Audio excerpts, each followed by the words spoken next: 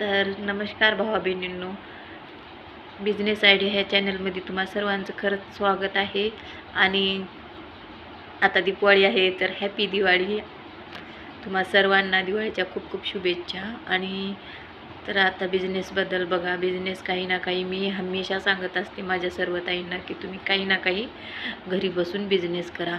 तर त्याच्यामध्ये माझ्या एका ताईची खूप कमेंट आहे की ताई तुम्ही कापूस जे आहे, जे वाती करताव त्या वातीचा कापूस कसा सोलून तुम्ही कसा सोलताव. तर त्या ताईंना कसं आहे, माझ्याकडे खूप मसाला पॅकिंग असल्यामुळे मला थोडंसं त्यांना ते कापूस कसं सोलायचं ते व्हिडिओ काय बनवणं झालं नाही. तर मी उद्याला नक्की तो टाईम काढून व्हिडिओ बनवणार आहे.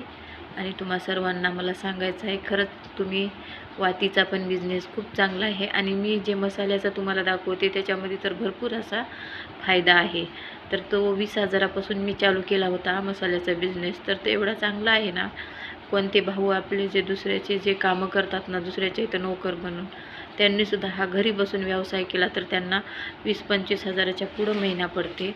आणि जे माझ्या ताई घरी असतात त्यांना जरी तुम्ही घरी मसाले आणून दिलो तर त्यांनी पॅकिंग करतात. आणि सकाळचा जो तुमचा टायमिंग असतो जॉबला जाण्याचा, त्याच्या अगोदर जे टायमिंग असते सकाळी 7 पासून 9 पर्यंत, त्याच्यामध्ये जर तुम्ही जवळपासच्या 10 जरी किराणा दुकानावर तुम्ही तुमचे मसाले पॅकिंगचे पॅकेट नेऊन दिलो तरी तुम्हाला काही नाही म्हणलं तरी सकाळी सकाळी 2,000पर्यंत तुम्हाला पैसे येतात.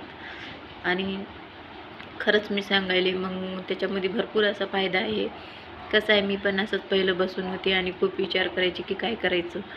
म्हणून मग एकदा जर आपण कोण्या बिझनेसमध्ये गेलो आणि आपल्याकडे पैसे यायला लागले आपल्या कष्टाचे, की माणसाला मेहनत करण्याची जिद्द निर्माण होते. तसंच मी तुम्हाला सांगते, तुम्ही पण करू शकता ताईंनो. आणि हा मसाल्याचा कसं आहे, एकदम चांगला असल्यामुळे मी तुम्हाला मसाल्याबद्दल माहिती सांगते. आणि मी तुम्हाला हे पण सांगितलेलं आहे की मी मसाले कोणते पॅकिंग करते, कसे पॅकिंग करते, सगळं दाखवलेलं आहे. तर तुम्ही आपल्या चॅनलमध्ये जाऊन व्हिडिओ बघू शकता. आणि आपल्या चॅनलला सबस्क्राईब करा. मी तुम्हाला असेच बिझनेसबद्दल तुम्हाला व्हिडिओ बनवून टाकते. तर तुम्हाला मी दिवाळीच्या अगोदर पण काही सांगितलेलं आहे की तुम्ही घरी बसून, समजा ज्याला स्वयंपाकाची आवड आहे त्यांनी फराळीचं जरी करून तुम्ही पॅकिंग करून जरी दिलो असतो.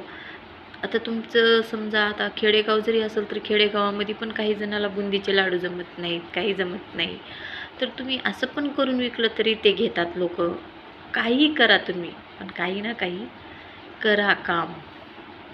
तर असेच मी तुम्हाला व्हिडिओ टाकल. आपल्या चॅनलला सबस्क्राईब, लाईक आणि शेअर करायला विसरू नका. टाटा भावा बहिणींनो.